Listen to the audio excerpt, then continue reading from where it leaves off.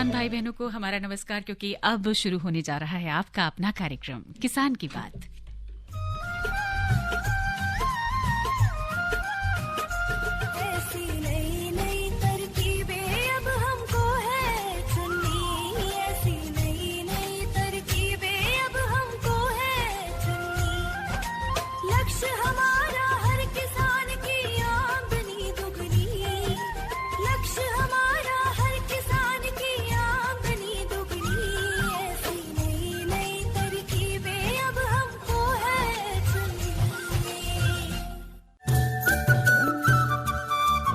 इस कार्यक्रम के प्रायोजक है कृषि एवं किसान कल्याण मंत्रालय, भारत सरकार। हर जोखिम से निकल कर फसल आए, सुरक्षित हो जाए। हर किसान अब आत्मनिर्भर हो जाए। संकट के समय प्रधानमंत्री फसल बीमा योजना किसानों के लिए वरदान है। अब सूखा पड़े या बाढ़ आ जाए कोई डर नहीं, अब ओले पड़े या कीट पतंगे फसल खा जाए कोई फिक्र नहीं, क्योंकि हमने लिया है प्रधानमंत्री फसल बीमा। बुआई से फसल कटाई तक हर जोखिम का दावा, न्यूनतम प्रीमियम पर अधिकतम भुगतान का वादा। योजना से हर साल जुड़ रहे हैं 5 करोड़ से ज्यादा किसान। अब आपकी है बारी। नजदीकी कृषि कार्यालय, सहकारी समिति, बैंक शाखा, अधिकृत बीमा कंपनी या जन सेवा केंद्र में स्वेच्छा से करा सकते हैं पंजीकरण। फसल बीमा पोर्टल या फसल बीमा ऐप द्वारा भी कराया जा सकता है पंजीकरण। प्रधानमंत्री फसल बीमा योजना, आपकी फसलों का संपूर्ण सुरक्षा कवच। कृषि एवं किसान कल्याण मंत्रालय, भारत सरकार। सभी किसान भाई बहनों का नमस्कार। एफएम गोल्ड 100.1 मेगाहर्ट्ज पर प्रोग्राम है किसान की बात। और इससे पहले कि प्रोग्राम को आगे शुरू करें, आपका परिचय कराते हैं अपने साथी संजय। जी हाँ, मैं हूँ आज संजय, और जो हमारा विषय है उसके बारे में भी हम अपने श्रोताओं को बता दें। हाँ, हमारा आज का विषय है मेंथा एवं अन्य औषधीय फसलों में समसामयिक कार्य। हमारे जो एक्सपर्ट हैं वो हैं डॉक्टर मूलचंद सिंह, ये प्रधान वैज्ञानिक हैं NBPGR नई दिल्ली में। डॉक्टर साहब, बहुत बहुत स्वागत है आपका इस कार्यक्रम में। जी डॉक्टर साहब, देखिए गर्मी का मौसम है, बहुत बेतहाशा गर्मी हर शहर में, बल्कि नॉर्थ इंडिया की बात करें तो यहाँ बहुत ज्यादा गर्मी का प्रकोप होना शुरू हो जाता है। तो ऐसे समय में जब खेतों में कटाई हो चुकी है, तो उस समय हम औषधीय फसलों के लिए, हमारे खेत खाली हो चुके हैं और औषधीय फसलों की डिमांड बहुत है, चाहे वो ब्यूटी प्रोडक्ट्स हो या फिर खाने पीने की चीजें हैं, जैसे कि पुदीना है, तुलसी, बहुत चीजें हैं हमारे डेली रूटीन में यूज हो, तो उनकी जो महत्ता है, उनकी जो इम्पोर्टेंस है, बहुत ज्यादा बढ़ जाती है, खासकर गर्मी के। तो आज हम इसी विषय पर बात करेंगे आपसे। तो समसामयिक कार्यों से पहले हम आपसे ही जानना चाहते हैं कि औषधीय फसल किसे कहते हैं और कौन कौन सी फसलें इसमें शामिल होती हैं? औषधीय फसल मुख्य रूप से जिनका इस्तेमाल औषधि बनाने में किया जाता है, या कुछ ऐसे हर्बल प्लांट्स जिनका सौंदर्य प्रसाधन बनाने में भी प्रयोग किया जाता है और औषधि में भी किया जाता है, उनको औषधीय पौधे कहते हैं जी। और बहुत प्रकार के औषधीय पौधे हैं, परंतु अभी जो किसान भाई खेत जिनके खाली हुए हैं, जैसे गेहूं की फसल कट चुकी है, तो उसमें वो मेंथा या एलोवेरा की फसल अभी लगा सकते हैं। मेंथा यानी मिंट जी, तो बहुत इम्पोर्टेंट है, क्योंकि पुदीना बहुत उसमें औषधीय गुण होते हैं। तो फसल अगर लगाएंगे तो पहले खेत की तैयारी किस तरह से करें किसान भाई बहन? जी, खेत की तैयारी करने के लिए पहले एक गहरी जुताई हैरो से करनी चाहिए, और उसके बाद कल्टीवेटर से 2 जुताई करनी चाहिए। और जुताई इस तरह से करनी चाहिए कि अगर एक जुताई पूर्व से पश्चिम की दिशा में की है तो दूसरी उत्तर से दक्षिण की दिशा में करें, ताकि भूमि बिना जुती नहीं रह जाए। इसके बाद उसमें जैसे मेंथा अगर लगाना है तो 250 से 300 क्विंटल गोबर की खाद या कंपोस्ट खाद या वर्मी कंपोस्ट डालें, और उसके बाद उसमें जो बेसल डोज डालनी होती है उर्वरकों की, तो 50 किलोग्राम नाइट्रोजन, 75 किलोग्राम फास्फोरस और 37 किलोग्राम पोटास अंतिम जुताई से पहले मिला देनी चाहिए। इसके अलावा 200 किलोग्राम जिप्सम भी मिलाने की जरूरत होती है। और जिन किसान भाइयों के खेत में कटवर्म या दीमक का प्रकोप होने की संभावना है, तो वो एक 4810G नाम के ग्रेन्यूल्स आते हैं, उसकी 20 किलोग्राम मात्रा को अंतिम जुताई से पहले खेत में बिखेर देना चाहिए और उसमें जुताई कर देनी चाहिए। डॉक्टर साहब, हमारे बहुत किसान भाइयों ने या मित्रों ने, इस तरह से हम कह सकते हैं कि उन्होंने मेंथा भी लगाया हुआ है, तो इस वक्त पर किस तरह के समसामयिक कार्य की आवश्यकता उन्हें इस फसल के लिए होनी चाहिए? जो मेंथा की खेती है वो 2 तरीके से होती है। एक तो वार्षिक फसल होती है, तो जो किसान भाई वार्षिक फसल कर रहे हैं उन्होंने उसकी रोपाई फरवरी के महीने में कर दी होगी, और इस समय मेंथा की फसल, मेंथा के पौधे खेत में स्थापित हो चुके होंगे। तो सर्वप्रथम उनको एक तो निराई गुड़ाई करनी होती है। जैसे ही पौधे स्थापित हो जाते हैं तो खेत में खरपतवार बढ़ने लगते हैं, तो पहली निराई गुड़ाई करनी चाहिए। इसके अलावा जब फसल 1 महीने की हो जाती है, 1 या 1.5 महीने की हो जाती है, तो उसमें 25 किलोग्राम नाइट्रोजन टॉप ड्रेसिंग के रूप में दिया जाता है। तो मैं किसान भाइयों को सलाह देना चाहूंगा कि एक तो निराई गुड़ाई करें तुरंत, और उसमें 25 किलोग्राम नाइट्रोजन टॉप ड्रेसिंग के रूप में डालें। जी, किसान भाई बहनों को आपने सलाह दी है, और हम भी किसान भाई बहनों को बताना चाहते हैं कि अगर आप भी इस सब्जेक्ट से जुड़ा हुआ कोई प्रश्न पूछना चाहते हैं तो आप हमें कॉल कर सकते हैं। जी हाँ, बिल्कुल। और हमारा नंबर है 23421081। जी हाँ, 23421081। और जो दिल्ली के बाहर के श्रोता हैं वो 011 लगा सकते हैं। डॉक्टर साहब, जिस तरह से बेतहाशा गर्मी बढ़ती चली जा रही है, तो क्या ये मेंथा को प्रभावित कर सकती है? कैसे हम बचाव कर सकते हैं? देखिए, पानी फसल उत्पादन में बड़ा क्रिटिकल फैक्टर है। तो जिस तरह से इस समय गर्मी पड़ रही है, तो किसान भाइयों को ये ध्यान रखना चाहिए कि जैसे ही उनको लगे कि भूमि सूख रही है और उसमें दरारें पड़नी शुरू हो गई हैं, तुरंत सिंचाई करनी चाहिए। और इसके अलावा अगर बरसात हो जाती है, बहुत ज़्यादा पानी भर जाता है, तो जल निकास की भी सुविधा होनी चाहिए। तो पानी की कमी नहीं होनी चाहिए, क्योंकि अगर पानी समय से नहीं देंगे तो पौधों की बढ़वार रुक जाएगी। इसलिए अच्छे उत्पादन के लिए उन्हें सप्ताह में 1 बार सिंचाई करने की आवश्यकता है। जी हाँ, आप सुन रहे हैं कार्यक्रम किसान की बात, और आज हम जिस विषय पर बात कर रहे हैं वो है मेंथा एवं अन्य औषधीय फसलों में समसामयिक कार्य। आप हमें फोन भी कर सकते हैं, हमारे फोन नंबर सभी खुले हुए हैं। और हमारे जो फोन नंबर्स हैं वो एक बार फिर से हम दोहरा दें, 23421081। और एक श्रोता हमारे साथ जुड़ गए हैं, हम उनका कॉल लेते हैं। हाँ, हेलो, नमस्कार मैडम। हाँ नमस्कार जी, प्रश्न बताइए, क्या पूछना चाह रहे हैं?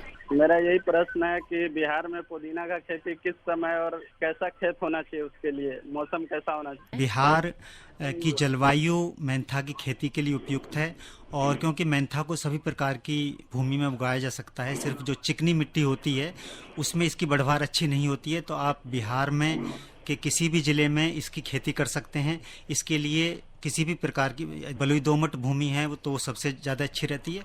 इसके अलावा इसको सभी प्रकार की भूमि में उगाया जा सकता है। भूमि का पीएच मान 7 से 8 के बीच में होना चाहिए, और जो 20 से 40 डिग्री सेल्सियस जो टेम्परेचर है वो इसकी बढ़वार के लिए उपयुक्त होता है। और इसको शीतोष्ण और समशीतोष्ण दोनों प्रकार की जलवायु में उगाया जा सकता है। इसकी बढ़वार के समय यदि बरसात होती है तो बहुत अच्छा होता है, इसकी बढ़वार बहुत तेजी से होगी। और जब इसकी कटाई करते हैं तो सूरज की पर्याप्त रोशनी होनी चाहिए, क्योंकि इसकी प्रोसेसिंग करने से पहले थोड़ी देर सूरज की धूप में इसको सुखाया जाता है, जिससे जो मेंथोल निकालते हैं, जो तेल निकालते हैं, उसकी क्वालिटी बहुत अच्छी होती है। तो आप निश्चित रूप से बिहार में और जो आपका जिला है वहाँ पर इसकी खेती कर सकते हैं। और अभी कहीं से भी जड़ अरेंज करके, या तो अपने निकट के कृषि विज्ञान केंद्र से, या किसी कृषि विश्वविद्यालय से, या भारतीय कृषि अनुसंधान परिषद के किसी भी संस्थान से इसकी जड़ें लेकर और अभी तुरंत लगा सकते हैं। डॉक्टर साहब, हमने मेंथा के बारे में बात की, लेकिन कुछ बात एलोवेरा के बारे में भी कर ले। एलोवेरा किस तरीके से हमारे लिए फायदेमंद है, और अगर कोई किसान इसकी खेती करना चाहे तो किस तरह की तैयारी की जरूरत है, और क्या ये उपयुक्त समय है? देखिए, एलोवेरा का औषधियों में और सौंदर्य प्रसाधनों में सबसे ज्यादा प्रयोग होता है, और इसकी राष्ट्रीय तथा अंतर्राष्ट्रीय स्तर पर बहुत अधिक मांग है। तो किसान भाई को इसकी खेती जरूर करनी चाहिए, क्योंकि इसकी खेती करने से वो ज्यादा से ज्यादा लाभ प्राप्त कर सकते हैं।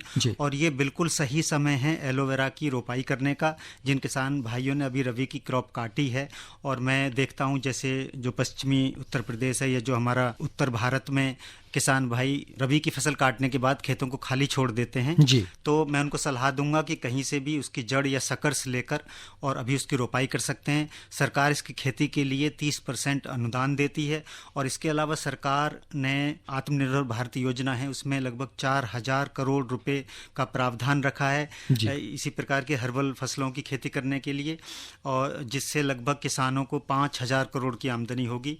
और इसके अलावा सरकार की योजना है कि लगभग 10 लाख हेक्टेयर क्षेत्र में ये मेडिसिनल प्लांट्स और हर्बल प्लांट्स की खेती की जाए, और जो गंगा के किनारे लगभग 800 हेक्टेयर भूमि में ये हर्बल कॉरिडोर बनाया जाएगा, जिससे हमारे देश में मतलब किसानों को बहुत फायदा होने वाला है। बहुत अच्छी बात है कि जब अंतर्राष्ट्रीय स्तर पर किसी फसल की डिमांड बढ़ जाती है तो सरकार भी अनुदान देती है, सब्सिडी देती है, ताकि किसान भाई बहन उस फसल को और आगे बढ़ाएं और मुनाफा हो हमारे देश को, हमारी कंट्री को। जी, और मेंथा की तरफ अब आ जाए जरा सा, इसमें किस तरह की बीमारियों से खतरा होता है इसकी फसल को? इसमें कुछ कीट लगते हैं, कीट पतंगे, जैसे एक तो हेयरी कैटरपिलर होता है जी, और लीफ रोलर होता है, लीफ को ऐसे फोल्ड कर देता है वो जी, और इसके अलावा रेड पंपकिन बीटल होती है। तो अगर ये खेत में लगी हुई हैं तो किसान भाइयों को मैलाथियोन के 0.2% के घोल का छिड़काव करना चाहिए। इसके अलावा जैसे मैंने पहले बताया था कि कटवर्म और दीमक की समस्या भी होती है, तो किसान भाइयों को या तो खेती की तैयारी के समय 4-8-10G ग्रेन्यूल्स डाल दें या फिर क्लोरपाइरोस एक दवाई आती है, तो उसको जब सिंचाई करें तो जहाँ से पानी बह रहा है उसमें बोतल में एक छोटा सा छेद करके उसको उल्टा करके रख दें ताकि ड्रॉप वो दवाई गिरती रहेगी और पूरे खेत में फैल जाएगी। जी डॉक्टर साहब, एलोवेरा में किस तरह की समस्याएं हो सकती है, इस पे भी कुछ प्रकाश डालें। एलोवेरा में तो कोई बीमारी या कीट पतंगा नहीं लगता है। कभी कभी जैसे काला धब्बा एक रोग होता है जो फंगस से लगता है, तो उससे कोई ज्यादा नुकसान नहीं होता क्योंकि इसका प्रयोग ज्यादातर औषधि बनाने में किया जाता है। तो मैं किसान भाइयों को सलाह दूंगा कि वो जो नीम की खली होती है उसकी 50 ग्राम मात्रा हर पौधे की जड़ में मिला दें और ऊपर से पानी डाल दें। तो इससे क्या होगा, एक तो हमारे जो पौधे हैं एलोवेरा के उनको पोषक तत्व भी प्राप्त होंगे और इसके अलावा ये बीमारी नहीं लगेगी। जी, कई बार जो एलोवेरा के जो निकलते हैं पत्ते, जेल हमें प्राप्त होता है तो पीले पड़ जाते हैं, तो पीला पड़ने का क्या कारण होता है? पीला पड़ना, अगर वो ज्यादा पुराने हो गए हैं तो फिर पीले पड़ने लगते हैं। तो उसकी रोकथाम के लिए क्या करना होगा? नहीं, उसकी रोकथाम नहीं, उसको आप जैसे 4-5 महीने की फसल हो जाती है तो उसमें पत्तियों की कटाई करनी होती है। यदि आप नहीं करेंगे तो पीली पड़ जाएंगे और फिर गिर जाएंगी। तो वो पीली पत्तियों में और जो गिरी हुई पत्तियां उनमें उनकी जो जेल है वो अच्छी क्वालिटी की नहीं होती, इसलिए आपको ध्यान रखना है। डॉक्टर साहब, एलोवेरा में भी कुछ किस्में हैं जिनका हमें सावधानी से चयन करते हुए खेती करनी चाहिए? जी, एलोवेरा क्योंकि एक जंगली पौधा है तो हमारा जो संस्थान है NBPGR, national bureau plant genetic resources, उन्होंने इसकी बहुत सारे जो एक्सेसन है वो आइडेंटिफाई किए हैं कि जिनमें जेल की मात्रा अधिक होती है। उनमें है IC का मतलब होता है इंडिजिनस कलेक्शन, तो मतलब प्रदेश में जगह जगह जाकर उन्होंने उन पौधों को कलेक्ट किया है और उनमें देखा है कि किसमें क्या गुण है। तो जैसे IC 111-269, IC 111-267, IC 111-271, IC 111-273 और 79 और 280 ऐसे एक्सेसन हैं। इनको प्रजाति तो नहीं कहेंगे, एक्सेसन कहेंगे। और ये हमारा जो एक्सपेरिमेंटल फार्म है नजफगढ़ के पास ईसापुर में, वहाँ पर उपलब्ध भी हैं जी। और इसके अलावा हमारा जो राष्ट्रीय बागवानी अनुसंधान संस्थान है बेंगलोर में, उन्होंने भी एलोवेरा की कुछ किस्में विकसित की हैं, जैसे एलोवेरा 1 है, एलोवेरा 7 है, एलोवेरा 8 है, एलोवेरा 23 है और एलोवेरा 46 है। इसके अलावा जो सीमैप है हमारे लखनऊ में एक औषधीय पौधों का अनुसंधान केंद्र है, उन्होंने AL1 एक वैरायटी निकाली है। तो किसान भाइयों को जो भी वैरायटी उपलब्ध है या उनके कृषि विज्ञान केंद्रों में जो वैरायटी उपलब्ध है उसको लगा सकते हैं। अच्छा डॉक्टर साहब, वैरायटी की बात हो रही है, प्रजातियों की बात है, संजय ने भी यही प्रश्न किया था। तो एलोवेरा जैसा कि सौंदर्य प्रसाधन में तो इस्तेमाल होता है, लेकिन बहुत सारे लोग इसे खाने में भी इस्तेमाल करते हैं, यूज करते हैं। तो क्या उसकी कोई अलग से प्रजाति होती है या सेम प्रोडक्ट होता है या सेम प्रजाति होती है? नहीं, जो एलोवेरा बार्बाडेंस है वो जनरली इस्तेमाल होती है और वही प्रजाति है, उसी को औषधि बनाने में प्रयोग किया जाता है और वही सौंदर्य प्रसाधन बनाने में भी काम आती है। पत्तियों के अंदर जो बीच में गूदा होता है जिसे जेल कहते हैं, उसको निकाल लिया जाता है और उसको विभिन्न प्रकार के प्रोडक्ट बनाए जाते हैं जी। तो देखिए कितना फायदेमंद है ये एलोवेरा का जो पौधा है या इसकी फसल है, खाने में भी इस्तेमाल होता है, लगाने में भी इस्तेमाल होता है। बहुत सारी बातें अभी और भी हैं। संजय, एक छोटा सा हम ब्रेक लेते हैं यहाँ पर। अरे क्या कर रहा है? इधर हम बोल रहे हैं तेरे बीजू का उतला बोल रहा है? पक्षियों से तो हम खेत को बचा लेते हैं, पर इन घातक रसायनों से कैसे बचाएं? मतलब? देख बेटा, तू जो ये अंधाधुंध रसायन मिलाता है ना, मिट्टी की सेहत बिगड़ने लगी है और जब माटी ही कमजोर पड़ जाएगी तो उपज कैसे सेहतमंद होगी? अरे पहले ऐसा नहीं था, पूछना अपने बड़े बुजुर्गों से, कैसे फसल लहलहाती थी, शुद्धता झलकती थी। माटी भी तंदुरुस्त और लोग भी।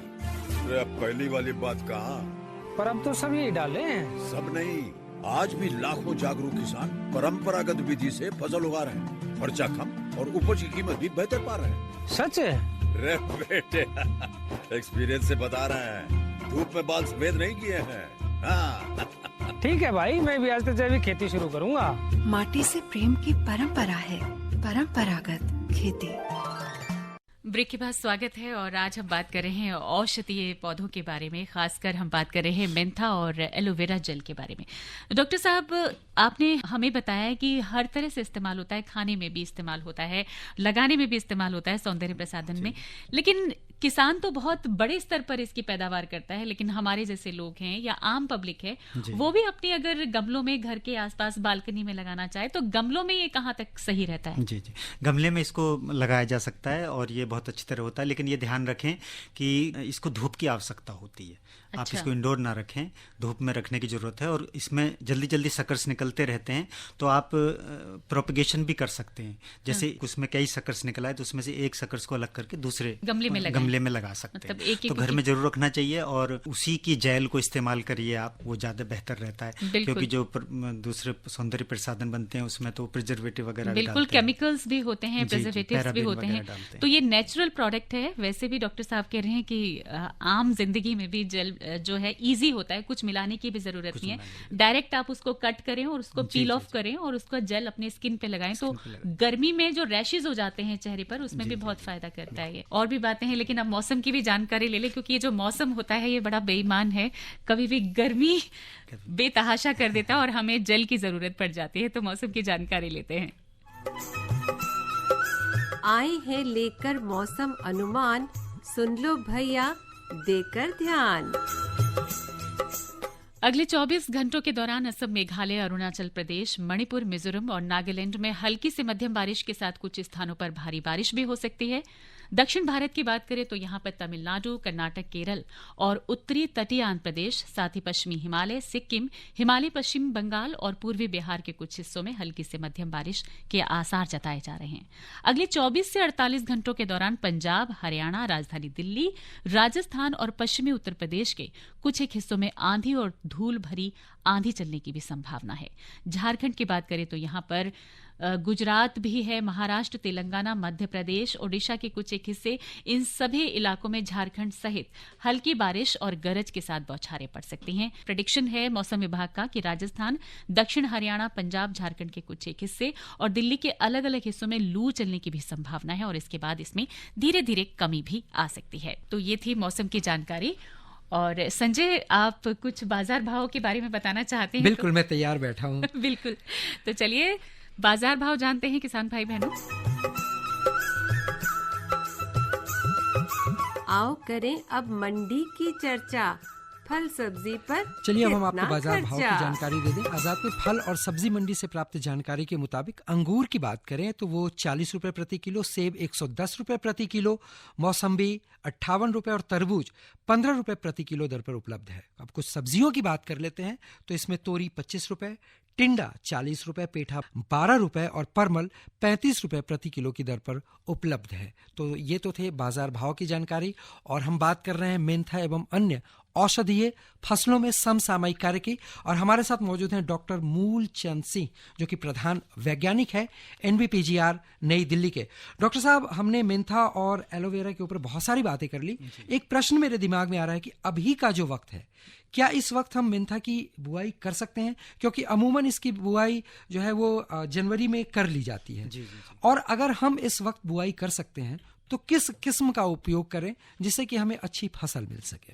मेंथा की बहुत सारी प्रजातियां उपलब्ध हैं, जैसे हाइब्रिड 77, MAS 1, शिवालिक, गोमती, कुसाल, सक्षम। ये इनमें से कोई भी वैरायटी अगर हमारे किसान भाइयों को उपलब्ध है नज़दीक में या उनके नज़दीकी कृषि विज्ञान केंद्र में जो भी प्रजाति की जड़ें उपलब्ध हैं वो लगा सकते हैं।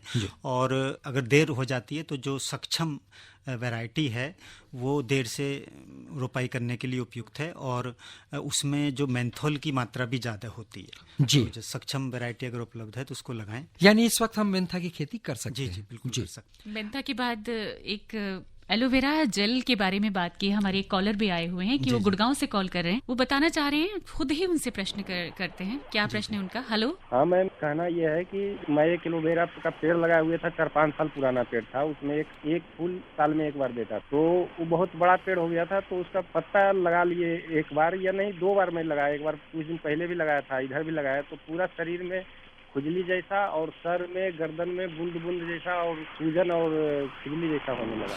नहीं, देखिए तो एक दिन तक रहा मेरे। जो पौधा मैच्योर हो जाता है 9-10 महीने का हो जाता है तो उसमें फूल आ जाता है, बीज भी आते हैं। लेकिन इन्होंने जो लगाया होगा ऐसा हो नहीं सकता कि अगर जेल लगाई जाए, वो तो स्किन के लिए इतनी अच्छी होती है, या तो इन्होंने जो बाहर की परत है उसको हटाया नहीं होगा। एक्चुअली उसको कांटे होते हैं, चाकू से काट के और फिर उसको खोल कर और अंदर से उसको खुर्च कर जेल निकाला जाता है। जेल नहीं लगाए थे सर, वो बीच से मतलब उसको चम्मच से निकाला। अच्छा, या जो उसके किनारे होते हैं ना उस पे छोटे छोटे कांटे भी होते हैं। नहीं, उसको मैं पहले ही हटा दिया था। दोनों साइड से हटा दिया था। देखिए हो सकता है आपकी जो स्किन है बहुत सेंसिटिव हो, कई बार नहीं सूट कर पाता, लेकिन ऐसा कोई रिपोर्ट हमने अभी तक नहीं पढ़ी है कि जेल से कोई एलर्जी या डॉक्टर से हमको दिखाना पड़ा, पूरा आँख मुंह सूज गया था पूरा। नहीं, वो एलोवेरा ही था या कोई एलोवेरा जैसी कोई और तो चीज नहीं है? नहीं, एलोवेरा ही था। फूल भी देता था, साल में एक फूल देता था उसमें, पीले कलर का, और बहुत पुराना पेड़ था, 4-5 साल पुराना पेड़। या आपके हाथ में कोई एलर्जन हो सकता है जिससे जो जेल के साथ मिलकर और आपके स्किन अगर एक बार होता सर, मैं 2 बार ट्राई किया, बहुत दिन के बाद, 6-7 महीने बाद। आपको मैं सलाह दूंगा कि आप किसी स्किन स्पेशलिस्ट को दिखाइए। आप वो सामान्य डॉक्टर को नहीं दिखाइए, तो जो चर्म रोग विशेषज्ञ को दिखाएंगे तो वो आपको अच्छी तरह से बताएंगे कि उसकी वजह से हुआ या कोई और रीजन है। जी, thank you Santosh ji. Doctor साहब, जैसा कि आपने बताया कि एलोवेरा की खेती इस वक्त की जा सकती है, और हमारे किसान मित्र जिनके खेत अभी खाली हो गए हैं फसलों की कटाई के बाद, अगर वो इसकी खेती करना चाहें और अगर इसको लगाते हैं बड़े पैमाने पर, तो इसमें अभी सिंचाई की व्यवस्था अभी के मौसम को देखते हुए किस तरह की होनी चाहिए? साथ ही साथ मेंथा की भी बात करें कि मेंथा में भी सिंचाई व्यवस्था किस तरीके की होनी चाहिए? देखिए, एलोवेरा की अगर जो किसान भाई अभी रोपाई करना चाहते हैं तो वो सुनिश्चित करें कि सिंचाई का साधन हो, क्योंकि जैसे ही पौधे की रोपाई करेंगे तो उसको पानी देने की आवश्यकता होती है। जिन किसान भाइयों के पास पानी की कम मात्रा उपलब्ध है तो वो ड्रिप इरिगेशन का भी इस्तेमाल कर सकते हैं, उसके लिए भी सरकार अनुदान देती है। और मेंथा में भी जिस तरह से इस समय गर्मी हो रही है और टेम्परेचर 42-43 के करीब है, तो इन दोनों फसलों में लगभग वीक में एक बार पानी देने की जरूरत। और एक्चुअली मेंथा में तो सप्ताह में एक बार पानी देने की जरूरत है, लेकिन अगर एलोवेरा में एक सप्ताह में नहीं दे पाते हैं तो 15 दिन में दे सकते हैं, क्योंकि इसकी जो पत्तियां हैं वो रसीली होती हैं और वो कुछ हद तक पानी की कमी को सहन कर लेती हैं। यानी एलोवेरा में पानी की खपत कम होती है मेंथा के मुकाबले। मेंथा में हर एक सप्ताह पर पानी देने की आवश्यकता होती है। जी हाँ, ये तो हमने सिंचाई की भी बात कर ली। ये जब हम मेंथा का पौधा जो भी हमारे किसान मित्र लगाते हैं तो इसकी कटाई जो है वो भी बहुत अहम है, क्योंकि जब हम कटाई करेंगे तभी तो उसको हम मार्केट में ले जाएंगे और फिर हमारे किसान मित्र उसको बेच सकते हैं। तो क्या कटाई के लिए क्या कुछ खास करने की जरूरत है, या क्योंकि एक बार कटाई के बाद क्या दोबारा भी उसमें फिर से पत्तियां हमें मिलने की संभावना होती है? जो किसान भाई वार्षिक फसल ले रहे हैं तो उनकी फसल मई के प्रथम सप्ताह में पहली कटाई के लिए तैयार हो जाएगी। तो जैसे मैंने बताया कि कटाई के समय ये ध्यान रखना चाहिए कि उस समय आसमान साफ हो और सूरज की रोशनी पर्याप्त मात्रा में होनी चाहिए।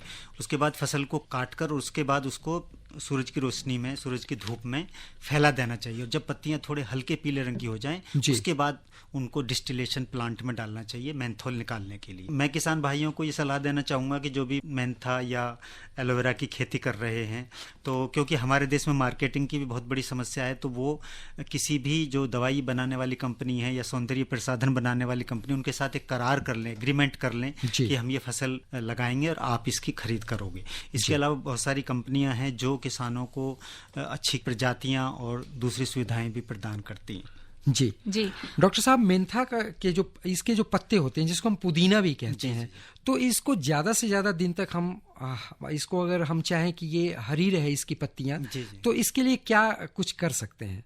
देखिए, मेंथा कई प्रकार का होता है। जो मेंथोल या उसका तेल निकालने के लिए काम आता है वो उसको जापानीज मिंट कहते हैं, मेंथा आर्वेंसिस। तो उसका तो मेंथोल निकालने के लिए उपयोग होता है। जो हम खाने में इस्तेमाल करते हैं वो मेंथा स्पिकाटा होता है। जी, तो खाने के लिए वो दूसरी स्पीसीज है मेंथा स्पिकाटा, उसको खाने के लिए इस्तेमाल किया जाता है। तो देखिए, इसके आप पानी देते रहिए, खूब अच्छी हरी भरी बनी रहेगी फसल। आपने देखा होगा कि कहीं जैसे पानी का जहाँ कोई स्रोत होता है वहाँ पर अगर पुदीना लगा दिया तो बड़ी तेजी से बढ़ता है गर्मी में। जी, पुदीना जैसे घर में भी आपने लगाया हुआ है पॉट में, तो उसको पानी पर्याप्त मात्रा में दीजिए, बहुत जल्दी से बढ़ेगा। जी, हमने बात की कि अभी जो आपसे मेंथा और एलोवेरा जेल की बात करें, क्या और भी इस तरह के औषधीय हम फसलों की बात कर सकते हैं, या कौन कौन सी ऐसी प्रजातियां हैं और फसलों की जो किसान हमारे इस्तेमाल कर सकते हैं, या फिर आम पबलिक जो है उनको जी जैसे एक मेडिसिनल प्लांट है गिलोय, गिलोय को भी किसान भाई उगा सकते हैं। किसान भाइयों के खेत में अगर बड़े वृक्ष हैं तो उसकी जड़ में लगा सकते हैं और उसको उसके वृक्ष पर ले जा सकते हैं, क्योंकि इसकी बेल होती है, जो बेल पड़ती है जी जी जी। तो बेल, और ऐसा बताया जाता है कि अगर नीम का पौधा हो, नीम के पौधे के साथ गिलोय को अगर उगाया जाता है तो कॉम्बिनेशन बहुत अच्छा होता है, और जो गिलोय से औषधियाँ बनाई जाती हैं तो उनका इफेक्ट बहुत ज़्यादा होता है। तो किसान भाई जिनके खेतों में नीम के पेड़ हैं वो लगा सकते हैं, और अगर पेड़ नहीं खेत में लगा ना सकें तो बांस से वो स्ट्रक्चर खड़ा कर सकते हैं, क्योंकि इसकी बेल होती है तो उसको चढ़ने के लिए कुछ चाहिए।